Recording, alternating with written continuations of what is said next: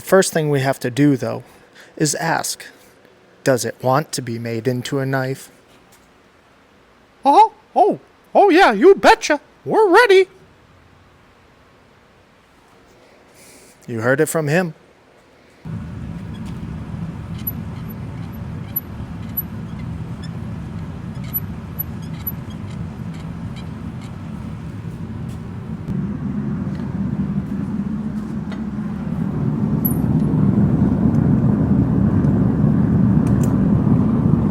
Alright, so the first thing we're doing here in forging process is tapering down the tip edge of the blade. Why I like doing this is it makes it a little bit easier to hold on to with the box tong jaws, especially when we're doing the heavier forging later on the horn. Just a nice point to index on. Really like that, otherwise that happens often.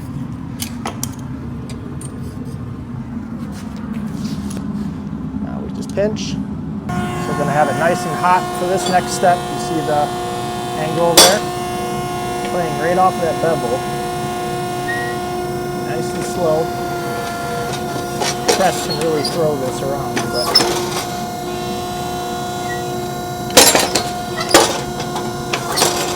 there we go. Nice 90, and then it sets that drawing portion up where we're going to hammer next. All right, again, we want this really nice and hot.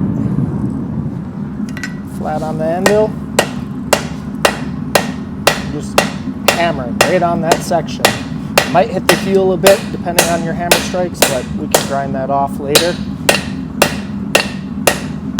Okay, now we come over to the horn here. I'm starting midway on the horn first, and then moving back on the horn where it's at a wider portion.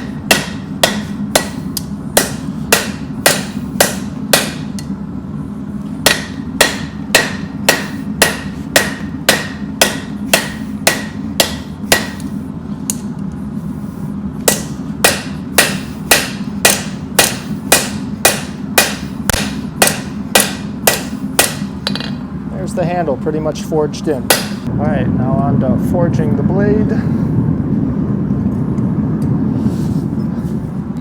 I like starting heel side first. Draw that down a bit, flip. And do some preliminary bevels.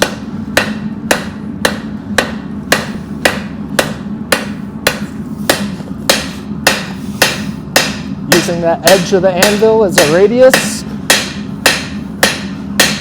to help draw.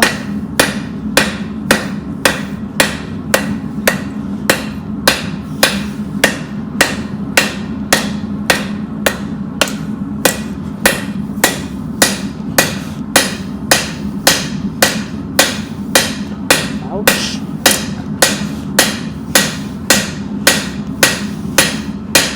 There we go. Pretty much a full blade forged out in just a couple of heats.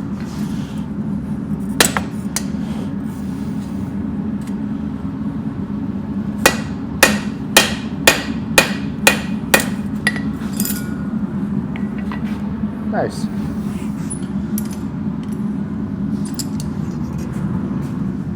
Right, now we're moving on to the stamping portion. This takes quite a bit of time and detail. Especially trying to get it done before it gets too cold.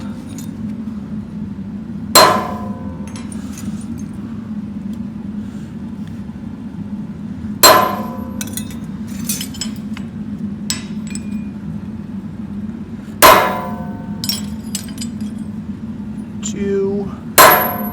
This is 42, so we'll hit the 2 over here. 1.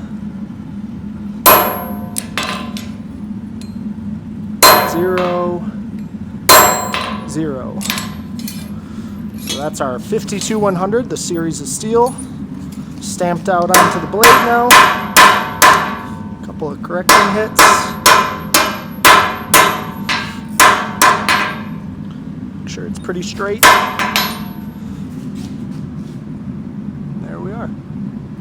So now I got to go through and stamp all the rest of them. We're getting to 51 today. Make sure to like, comment, and subscribe to Gingerworks.